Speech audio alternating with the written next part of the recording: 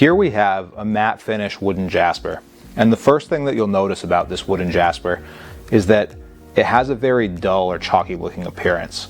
All the features that you'd like to see in a stone are kind of washed out by that dull and chalkiness. This is typical when a stone comes out of the matting process. So sometimes when you buy new beads, they'll arrive in this condition.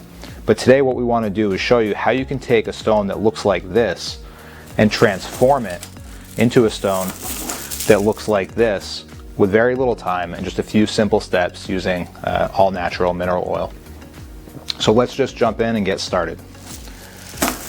So all that you'll need to do this is a little bit of soap, some mineral oil, and a rag. So here I have just a blue rag. It helps if your rag has a little bit of fuzziness to it, because that fuzzy texture on the rag really helps to get into the nooks and crannies of the beads. And then just some basic mineral oil. This is just some regular mineral oil. You can get it at any grocery store, hardware store, or pharmacy. A lot of you probably have this sitting around the house. It lasts a really long time.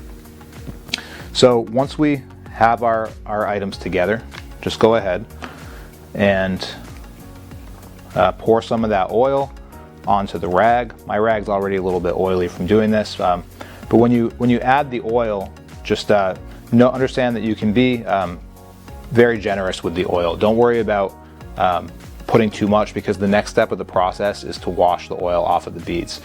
So go ahead and put some oil onto the rag, and once you have the oil on the rag, all you have to do is start working it down the strand.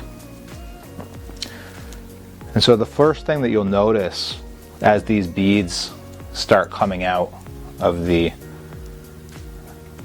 oily cloth is that they've been revitalized.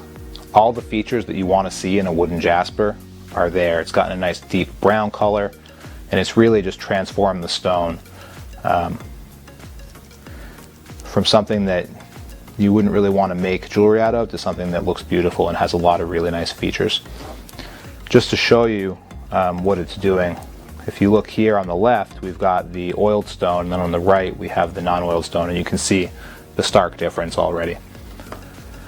So as I continue to work down the stone, I just want to mention that if you're going to be doing this on finished jewelry, just be really careful not to get any of this mineral oil on the knots or on the crimps, because that might lead to the knots coming undone or the wires slipping through the crimps over time.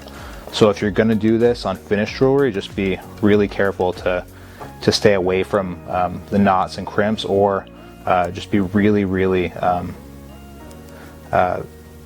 cautious when working around those features, and don't use a lot of oil.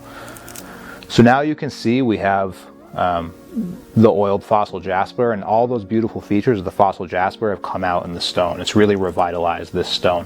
The only problem is that now we have a very oily stone. So the next step of this process is to clean it off. So here we have a tub of water. I'm going to throw the beads into it, and a little bit of soap. So here we just have some clear soap, just a basic dish soap, nothing special. Just a little bit of dish soap is enough. And then we're just going to sort of wash the beads around in the water for about 10 or 15 seconds, just to get that oil off the surface. Keep in mind that some of this oil will soak into the stones, so a lot of the oil that's residual and left on the surface will end up soaking in over time. So after we work this around a little bit, we take it out of the water, just kind of shake it off to get some of that water off of there. Get rid of my tub of water, and then we just get a clean rag and dry it off.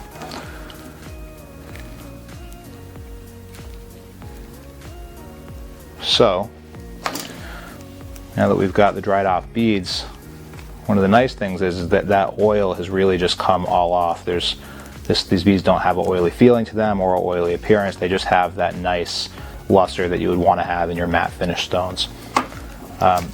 Just to show you what this kind of looks like up against a stone that hasn't been oiled, you can see the difference here, and it's quite stark. The This is a very chalky appearance, whereas this has that nice vibrant appearance that you would want to have in your stones.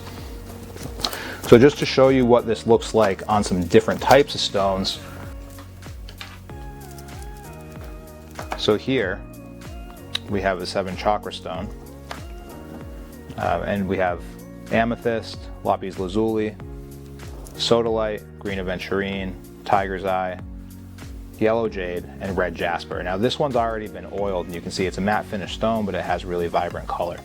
When I pull out the matte finish that hasn't been oiled, you can see the difference, and it's much less vibrant, and it has that chalky appearance to it, chalky, almost ashy appearance. If I put them side by side like this, maybe that'll give you a better view. So this is just an example of how this process really cleans up different types of stones and gives it that sort of darker, richer look, and helps to make the features pop. Like the example would be here in this tiger's eye, where you really can't see the features that well, but when you add a little bit of oil, it really helps the natural features show in that stone. So we hope you enjoyed the video. If you have any tips or tricks that you'd like to share, go ahead and comment below.